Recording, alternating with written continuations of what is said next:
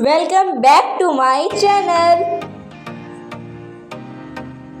अस्सलाम वालेकुम बच्चों, आज हम सीखेंगे शीन से बनने वाले अल्फाज। शीन से शेर, शीन से शुतुरमुर्ग, शीन से शरबत, शीन से शाहीन, शीन से शार्क, शीन से शीशा, शीन से शमा, शीन से शिमला मिर्च। Thanks for watching my videos.